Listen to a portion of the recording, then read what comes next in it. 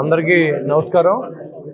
ఈరోజు ముల్లపూడి హరిశ్చంద్ర ప్రసాద్ మరియు red cross వారు ఏర్పాటు చేసిన రక్తదాన శిబిరానికి వాసు ఇంజనీరింగ్ కాలేజ్ పిల్లలే కాకుండా ఇంకా చాలామంది స్వతంత్రంగా వచ్చి ఒక వ్యక్తి ప్రాణం కాపాడటం కోసం మా బ్లడ్ సైతం ఎదురుకు ఉపయోగపడాలనే ఆలోచనతో చాలా మంచి ఉద్దేశంతో ఒక్కొక్కళ్ళు 3 సార్లు 4 సార్లు 5 సార్లు ఇచ్చిన వాళ్ళు కూడా ఉన్నారు.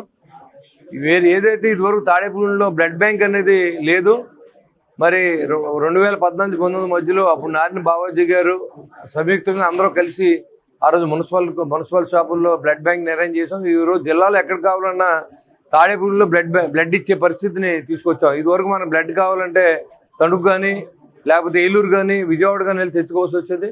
ఇవాళ అన్ని రకాల బ్లడ్లు కూడా మరి A+ కానీ లేదా B పాజిటివ్ కానీ A పాజిటివ్ కానీ AB పాజిటివ్ అన్నీ కూడా ఇక్కడ ఇదే ఊర్లో తీసుకుని చాలామంది ప్రాణాలను కాపాడింది బ్లడ్ బ్యాంకు. అదేవిధంగా మరి ఇప్పుడు అంతా కూడా రక్తదానం చేసే వాళ్ళందరూ కూడా యువకులంతా కూడా వచ్చి ఇక్కడ తాడేపూడి అత్యధికంగా 82 యూనిట్లని ఇవాళ ఇవ్వడం జరుగుతుంది. అంటే కలెక్టర్ గారు కూడా మనకి ఫస్ట్ అవార్డు కూడా ఇచ్చారు. ఏంటంటే అందరినీ మోటివేట్ చేసి ఈ కార్యక్రమం చేసి MDO గారికి, అదే రకంగా మన ప్రభాకర్ రావు గారికి, ఇక్కడ ఉన్న అధికారులందరినీ ప్రశంసించి దీని మోటివేషన్ కూడా అవసరం. ఎందుకంటే ఈ కార్యక్రమాలు చేయాలంటే ఇంట్రెస్ట్ కూడా ఉండాలి.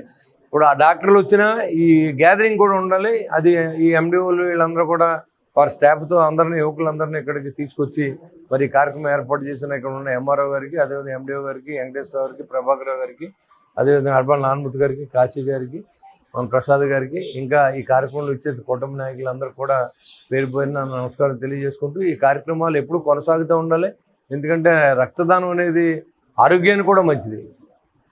ఎందుకంటే రక్తదానం చేసిన వాళ్ళు అడిగితే చెప్తారు మీకు వాళ్ళ ఎక్స్పీరియన్స్. ఈ రక్తదానం చేయడం అనేది చాలా గొప్ప విషయం. కాబట్టి మరి ఈ కార్యక్రమాన్ని దిగ్విజయంగా ఇచ్చేసిన దాతలకు కూడా నా ఉదయపూర్వ నమస్కారం తెలియజేసుకుంటూ సెలవు తీసుకోండి.